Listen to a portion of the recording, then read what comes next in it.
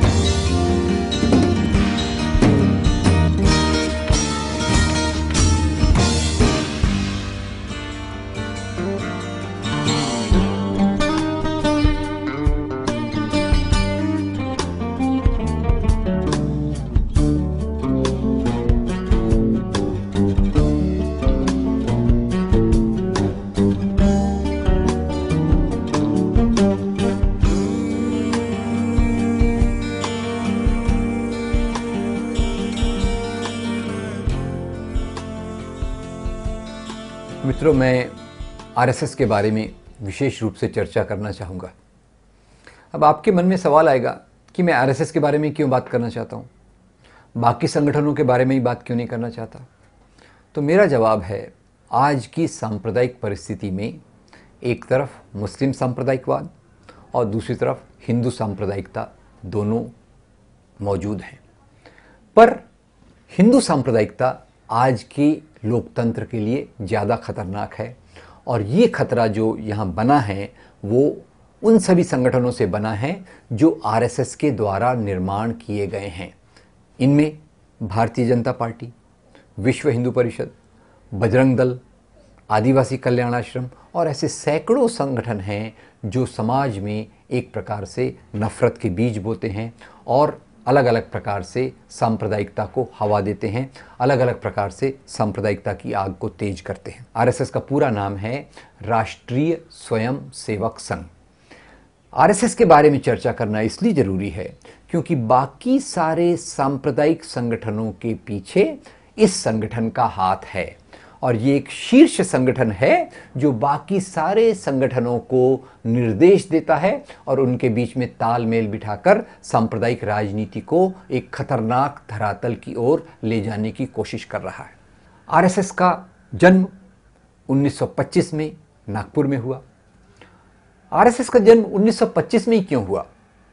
क्योंकि हमने देखा हिंदू महासभा पहले ही बन चुकी थी, और हिंदू महासभा बनने के बाद 1920 के दशक के बाद जब गांधी जी के आंदोलन के कारण यहाँ की आम जनता आज़ादी के आंदोलन के से जुड़ने लगी, तो यहाँ के कुछ संभ्रांत लोगों को इस बात से डर लगा कि यहाँ के आम लोग भी अब राजनीति में प्रवेश कर रहे हैं। आरएसएस के बनने का दूसरा कारण ये था कि जिस क्षेत्र में आरएसएस बनी, नागपुर विदर्भ का क्षेत्र, उस क्षेत्र में दलित चेतना बहुत तेजी से बढ़ रही थी, और इस दलित चेतना के कारण वहाँ ब्राह्मण विरोधी, जमींदार विरोधी आंदोलन तेजी पकड़ रहे थे। आरएसएस के बनने के साथ इन्होंने एक तीसरी जगह से प्रेरणा ली, और वो प्रेरणा थी हिटलर के राष्ट्रवाद से। उस समय यूरोप में हिटलर एक नाजीवाद के नाम पर वहाँ के दूसरी नस्लों का, दूसरे लोगों का सफाया कर रहा था, और आरएसएस ने इसको अपना एक आदर्श माना। उस समय बाकी जो संगठन बन रहे थे वे लोकतंत्र में विश्वास रखते थे। इसके विपरीत आरएसएस ने जो सिस्टम बनाया, आरएसएस ने जो तरीका बनाया, वो था ऊपर से एक शीर्ष व्यक्ति पूरे संगठन का निर्देशन करेगा। इन्होंने शाखा चलाने का काम शुरू किया, जिसमें उन्होंने कुछ शारीरिक ड्रिल सिखाई, लाठी का काम सिखाया, और इसी के साथ साथ एक शाखा बौद्धिक नाम की प्रक्रिया शुरू की। शाखा बौद्धिक क्या था? शाखा बौद्धिक यानी यहाँ के मुसलमानों के प्रति नफरत का वातावरण पैदा करना। शाखा के स्वयंसेवकों में मुसलमान विरोधी जहर को कूट कूट कर भरना, ये शाखा बौद्धिक का काम था। ये शाखा बौद्धिक 4-5 सिद्धांतों पर बना था। इसमें ज़्यादा कोई समझने की ज़रूरत नहीं थी। इसका पहला सिद्धांत था कि भारत सदियों से, अनादिकाल से एक हिंदू राष्ट्र रहा है। दूसरा, ये हिंदू राष्ट्र में मुसलमान और क्रिश्चियन विदेशी हैं। तीसरा, इसमें कहा गया कि पंडित नेहरू जैसे लोग ये ऐसी बात रख रहे हैं कि जैसे भारत सभी धर्मों के लोगों का देश है। चौथा, तो आज हिंदू राष्ट्र पे जो संगठन है वो मुसलमानों के कारण है, वो क्रिश्चियंस के कारण है और वो कम्युनिस्टों के कारण है। इसलिए आरएसएस के नेतृत्व में एक संगठन बने जो बाकी हिंदुओं का संगठन करके यहाँ हिंदू राष्ट्र बनाने चले। अब मैं पहले ही बता चुका हूँ कि हिंदू राष्ट्र की कल्पना ये धर्मनिरपेक्ष लोकतांत्रिक भारत की कल्पना के पूर्ण विपरीत कल्पना है। हिंदू राष्ट्र की कल्पना ये ब्राह्मणवादी मूल्यों पर आधारित है जो जाति और लिंग की ऊंच नीच में विश्वास रखते हैं। आरएसएस ने सावरकर द्वारा जो शब्द शुरू किया गया था हिंदुत्व, उसको अपनी आधारशिला बनाई।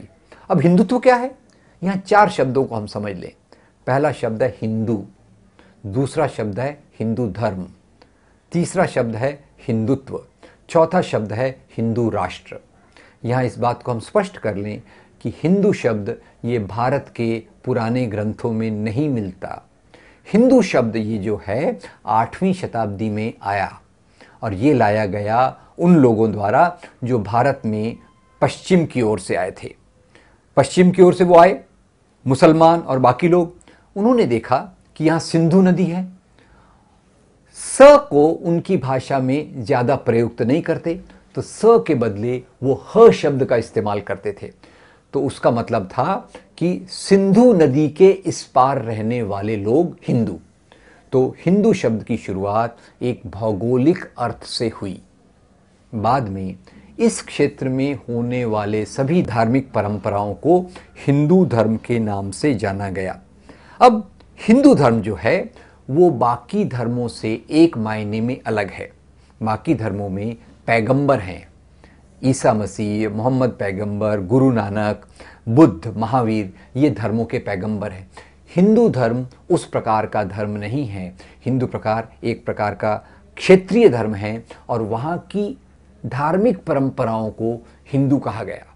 इसमें एक ओर ब्राह्मणवादी परंपरा है और दूसरी ओर गरीबों की श्रमणवादी परंपरा है। इन दोनों में फर्क क्या है? ब्राह्मणवादी परंपरा जन्मजात ऊंच नीच को मानती है और श्रमणवादी परंपराएं जिसमें नाथ, भक्ति, तंत्र, सिद्ध, ये सब आते हैं, वे सबकी बराबरी में विश्वास रखते हैं।